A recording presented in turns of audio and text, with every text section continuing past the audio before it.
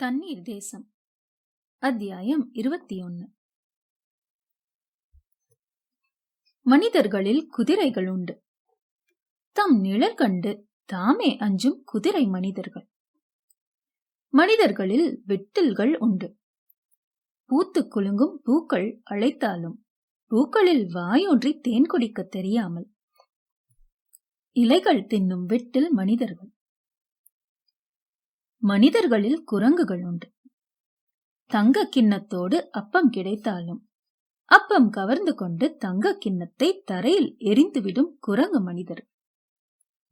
கட்டுமர கிழவனையும் இளைஞனையும் அப்படித்தான் பிடித்தது அறியாமை அச்சம். புட்டியின் மூடி திறக்க இளைஞன் தவித்தான். கிழவன் தடுத்தான். இது கடத்தல் புட்டியோ வெடிகுண்டு புட்டியோ? வேண்டாம் விளையாட்டு, வீசி எறிந்துவிடு. கிழவன் சொன்னதை இளைஞன் செய்தான். மீண்டும் அலைகளின் கால்களில் அது உதைப்பந்தானது. கலைவண்ணன் இன்னும் கண் திறக்கவில்லை. ஆனால் கைகளும் செவிகளும் மட்டும் விழித்துக் கொண்டன. ஏதோ சுடுகிறது, கைகள் சொல்லின. ஏதோ ஒரு முனகல், செவிகள் உணர்ந்தன. புணர்ந்து கிடக்கும் காதலர்களை முயன்று பிரிப்பது மாதிரி தூக்கத்திலிருந்து இமைகளை துண்டித்து பிரித்தான். என்னவாயிற்று தமிழுக்கு? ஒரு புழுவை தொட்டவுடன் உடம்பின் இரு துருவங்களையும் அது ஒன்றாக சுருட்டிக் கொள்வது மாதிரி குமரித்தாமரை ஏன் இப்படி குறுகி கிடக்கிறாள்? அந்த அழுக்கு போர்வைக்கு மேலே அனல் அடித்தது. போர்வையை புறந்தள்ளி அவள் நெற்றி தொட்டான். தொடர்ந்து தொட முடியவில்லை, அவ்வளவு வெப்பம். எந்த மொழியிலும் சேராத, ஆனால் எந்த மொழிக்காரனும் புரிந்து கொள்கிற ஒலிகளை அவள் முனகினாள். இது மழைக்காய்ச்சல். ஐயோ, இவளை நனைய சொன்னவன் நான் தானே. தமிழ், தமிழ்! அவன் கூப்பிட்ட குரலுக்கு பதில் இல்லை. என்ன இது? நேற்று ஒத்தர சூட்டை போல இருந்த காய்ச்சல் இன்று உலைச்சூட்டை போல் ஏறிவிட்டதே. சித்திரை மாதத்து கத்திரி வெயிலாய் தேக வெப்பம் அதிகமாகிறதே. பசியாலும் தாகத்தாலும் தேய்ந்தும் நைந்தும் தொய்ந்தும் கிடக்கிற தேகம் இந்த கடுங்காய்ச்சலை எப்படி தாங்கும்? ஏ பாலைவன பஞ்சே, உன்னை பற்ற வைத்தது யார்? தண்ணீரில் தன் கைக்குட்டை நனைத்தான். அதை பிழித்தும் பிழியாமலும் அவள் நெற்றியில் பரப்பினான். அசோகவனத்தில் கண்ணீரில் நனைந்த சீதையின் மேலாடை அவள் பெருமூச்சில் உலர்ந்தது போல் அடுத்த சில நிமிடங்களில் காய்ந்து போனது கைக்குட்டை. வெயில் ஏற ஏற அவளுக்கு குளிர் எடுத்தது. மீனவர்களின் துணிகளையும் போர்வைகளையும் சேர்த்து போர்த்து பார்த்த போதும் காய்ச்சல் இறங்கவில்லை, நடுக்கம் அடங்கவில்லை, இமை திறக்க முடியவில்லை. கண்கள் அவள் கட்டுப்பாட்டை விட்டு போய்விட்டன.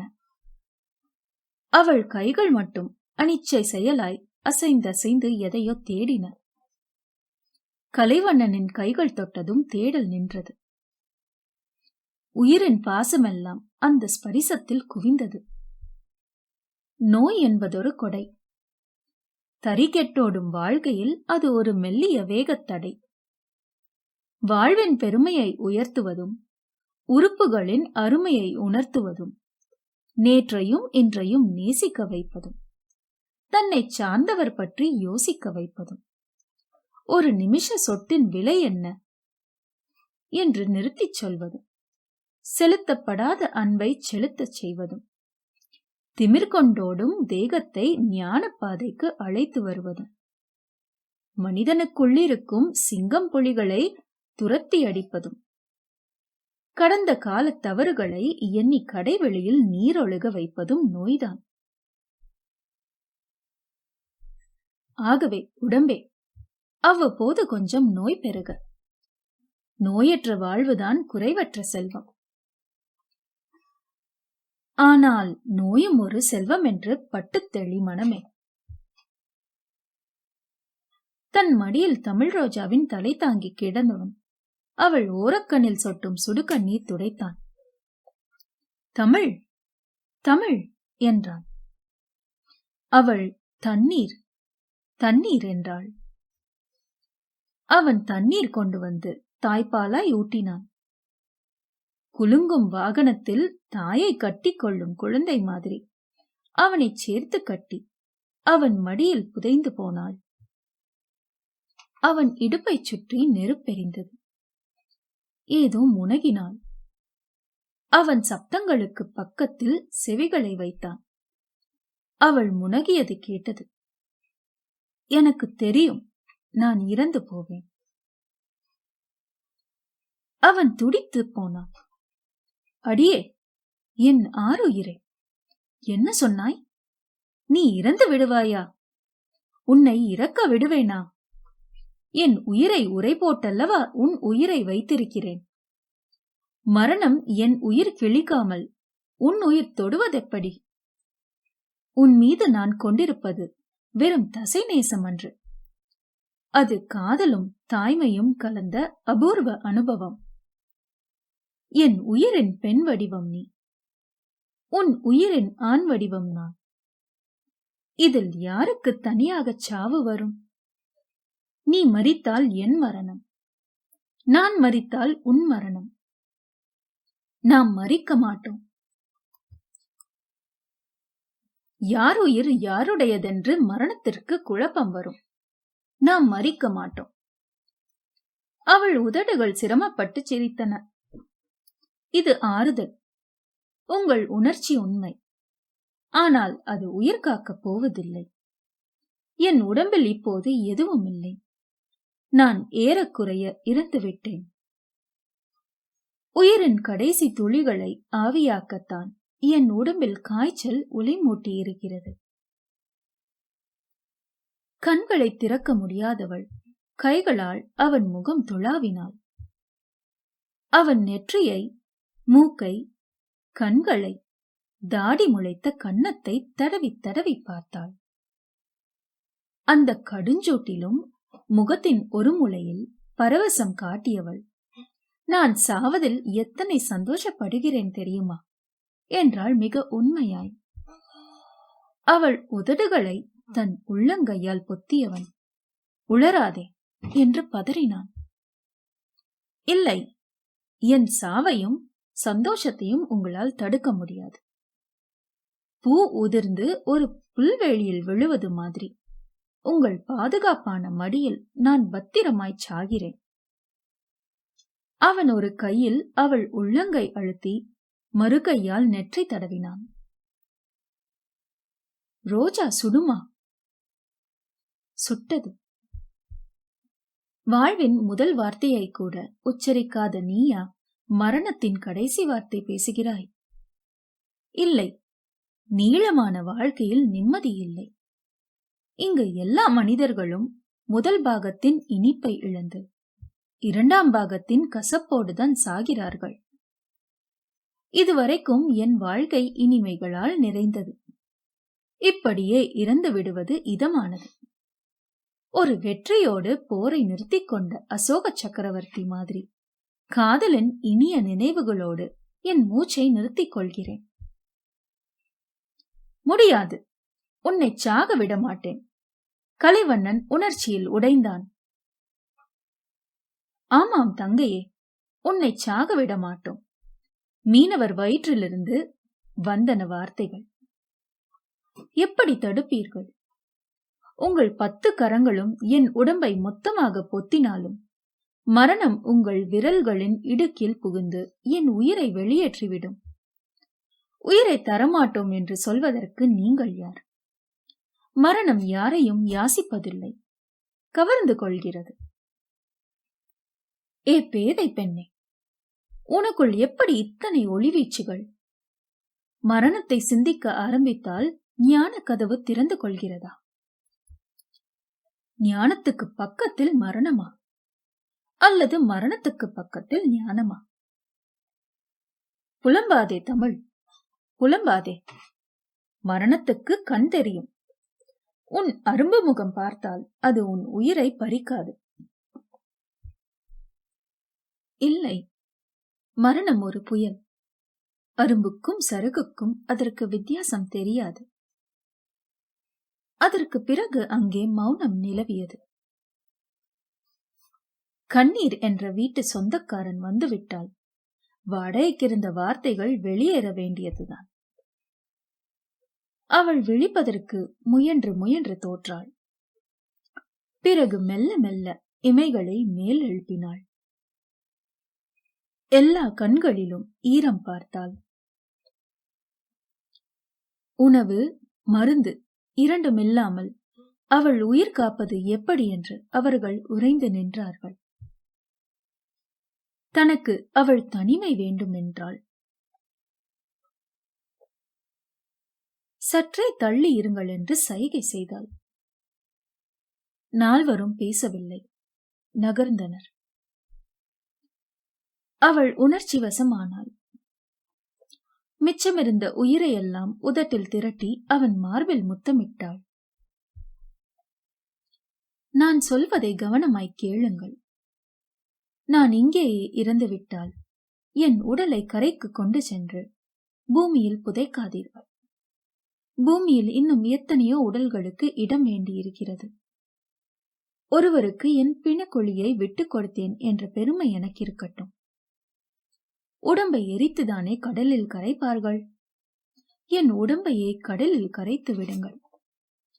பசியால் சாகப் போகும் என் உடம்பு மீன்களின் பசிக்கு உணவாகட்டும். நம் காதலுக்கு மடி தந்த கடற்கரையை கேட்டதாய் சொல்லுங்கள். அந்த பூங்காவில் நம் காதலை கவனித்துக் கொண்டிருந்த அசோக மரங்களை கேட்டதாய் சொல்லுங்கள். பூமிக்குள் பதுங்கியிருந்து செப்டம்பரில் தலை காட்டும் புல்வெளிகளை கேட்டதாய் சொல்லுங்கள். அந்த தூங்குமூஞ்சி மரத்தின் சாயங்கால பறவைகளின் சௌக்கியம் கேட்டதாய் சொல்லுங்கள். சென்னை நகரத்தின் நடைபாதை தேநீர் கடைகளை கடைசியாய் நலம் கேட்டேன் என்று கண்டிப்பாய் சொல்லுங்கள். எனக்கு நல்லவர் என் தந்தை. என் கண்கள் வடிக்கும் கடைசி 2 துளிகளில் ஒரு துளி அவருக்கு, ஒரு துளி உங்களுக்கு என்பதையும் நான் சொன்ன இதே வார்த்தைகளின் வரிசையில் அவருக்கு சொல்லுங்கள். அதற்கு மேல் பேச முடியாமல் அவள் இமைகளும் உதடுகளும் மூடிக்கொண்டன.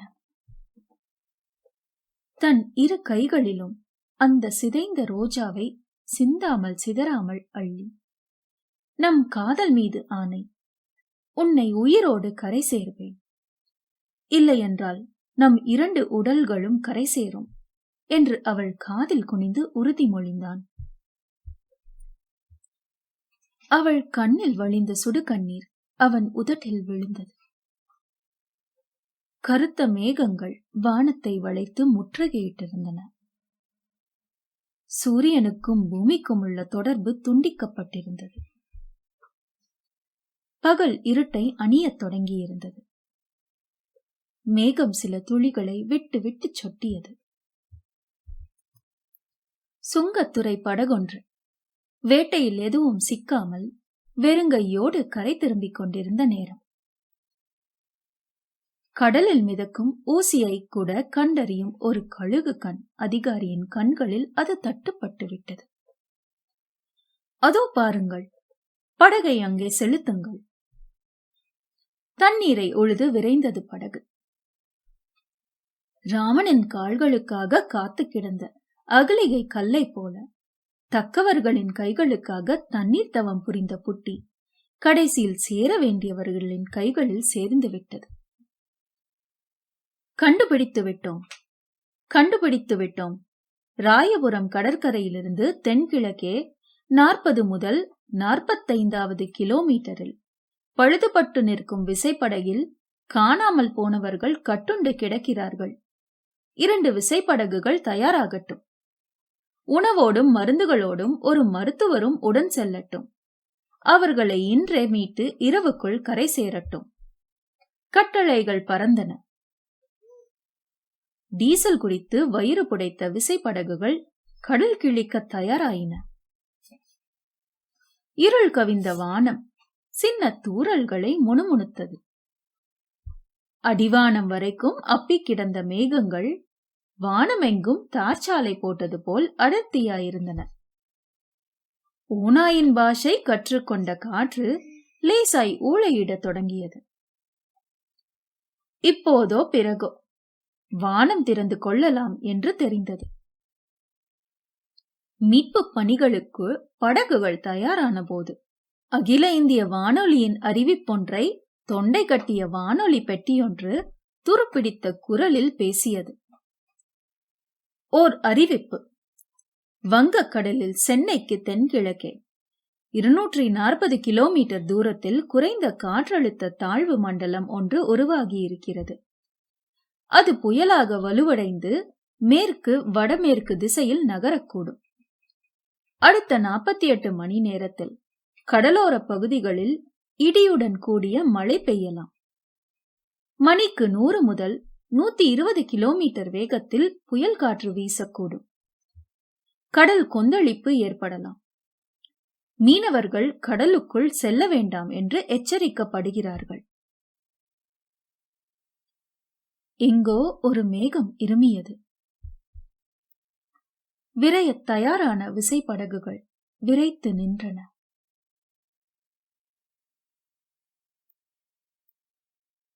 தண்ணீர் தேசத்தில் நீந்துவோம்.